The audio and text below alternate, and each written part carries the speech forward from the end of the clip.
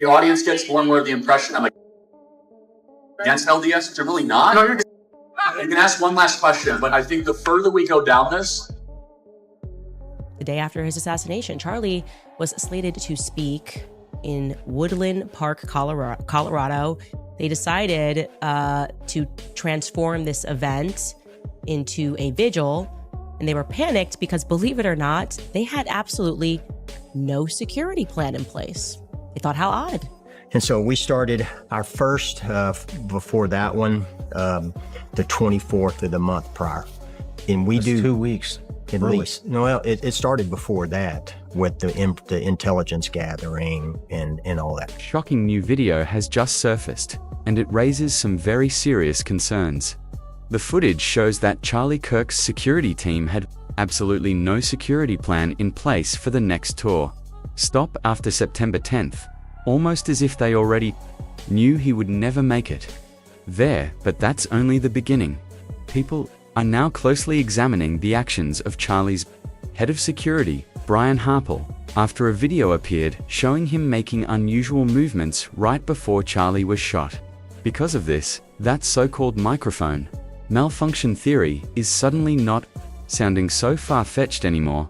You may have also heard reports that Brian Harpole allegedly attended a closed-door military-style meeting in Arizona the day before the shooting. Here's the problem with that claim. Harpole does not have a military background. So why would he be inside a military base, sitting in a room with around a dozen colonels? Even if someone wants to ignore that detail completely, there are still far too many unanswered questions. Brian Harpole was the head of Charlie's security on September 10th, yet rooftops around the venue were left unsecured, even though death threats had already been made. Charlie reportedly texted multiple people the day before the UVU event, saying he was afraid they were going to kill him. And this is the level of protection he received. Then there's the ambulance issue. Why wasn't one already on standby? Why wasn't Charlie taken to the closest trauma hospital immediately? And what about the drones? Brian Harpole claimed that drones were not allowed on campus. Yet we know Charlie was literally watching drone footage on the way to the event. None of this adds up, and the deeper people dig, the worse the situation starts to look. Asterisk. Paramedics that were at UVU, they took off and took cover just like everybody else. I mean, the only people that weren't taking cover were our guys. This next part is a massive red flag. Candace Owens revealed on her show that someone leaked something extremely disturbing to her. According to that information, Charlie Kirk's security team, run by Brian Harpole, ever even created a security plan for the September 11th event at Terrace Bible College. Not only was there no plan, but there was also zero communication about security for that event. And let's be very clear here. The Terrace Bible College appearance was supposed to be the very next stop on the tour, immediately following the UVU event, yet somehow, no preparations were made at all. For a high-profile figure like Charlie Kirk, that alone should set off alarm bells. After his assassination, Charlie was slated to speak in Woodland Park, Colorado at the Charisse Bible College.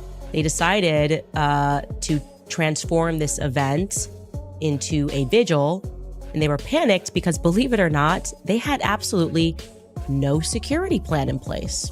Why didn't Dan Flood and Brian Harpole and Turning Point USA's security have any coordination with the police departments up in Colorado? So how does something like this even happen? How does a major national tour move from one stop to the next with no security planning whatsoever? That question alone should make people pause. But first, who exactly is Brian Harpole? That's actually harder to answer than you'd expect. Public records don't clearly list his education. There's no confirmed information about his background. Even basic details are missing. Some online sources claim Harpole once worked as a police officer in the Dallas-Fort Worth area, but there are no photos of him in uniform, no official records confirming it. After that, he reportedly worked for Resource Group Unlimited, then Sh0oter Security, before starting his own company, Rockhouse Integrity Group, in 2023, however. That company has now completely wiped its website and social media presence. Fast forward to September 10th, and Brian Harpole suddenly secures the contract for Turning Point USA events, replacing Sh0oter Security. He was on the ground at Utah Valley University with Charlie that day. He's the man seen wearing a blue shirt and aviator sunglasses. In just a moment, we'll take a closer look at Harpole's strange behavior on September 10th. But first, there's something important that needs to be addressed. Candace Owens' revelation about the lack of planning for the September 11th event directly contradicts what Brian Harpole scheduled event. There's questionnaires that are filled out that we create forms that, hey, let's get this information up front. And so we started our first the 24th of the month prior.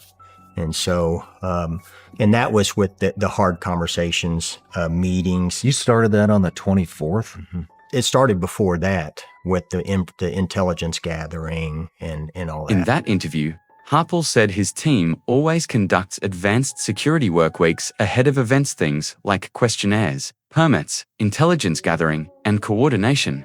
So which version is true? Before we continue, take a moment to like this video, subscribe to the channel, and let us know in the comments which city you're watching from. Your support really helps this channel grow. Do any of your guys have any ties to any foreign intelligence agencies, more specifically Mossad? No, and I've seen that and heard that. I'm a firm Christian. I ask our guys, are you believers? We have no ties to Israel or Mossad. According to Brian Harpole, all of that preparation normally happens weeks in advance.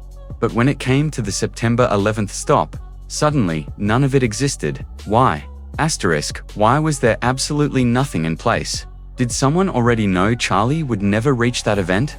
It's also worth noting that Harpole's entire interview felt less like transparency and more like damage control, almost as if it was designed to get ahead of the story before people started connecting the dots. For example, why would Sean Ryan even ask a question like the one he did? The Monday before the event, we were still working through the arrival. And so we have concerns with rooftops. And so we have some correspondence with the chief of the school on that day, on Monday before Charlie was killed. It was a strange question to ask. Why even bring up something that TPUSA publicly claims is a baseless conspiracy? There was no real pushback.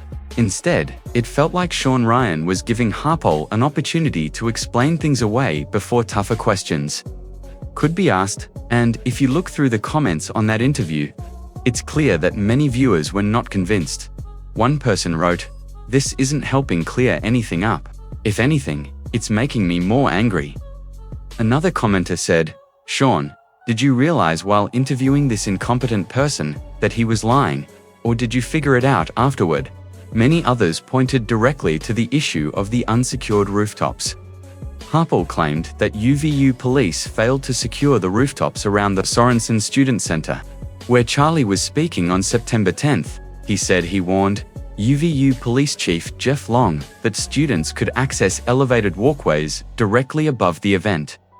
You want access to the roof, and came back and said, I was told students have access above us. If this is true, it would be nice to either have it controlled access or allow one of my guys to be there as well if possible.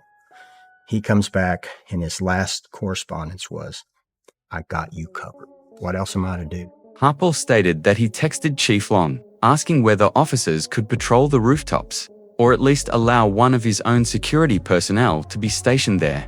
According to Harpole, Chief Long responded with, "I got you covered." Harpole claims he interpreted that message as confirmation that law enforcement would handle rooftop security. If the area lies in the Provo, Utah airspace, I can't fly. That's a 107B. We can't break the rules. Right? And then you had secondary restrictions, probably due to heavy foot traffic for the school, but I can't go in and break the rules. There's laws for a reason.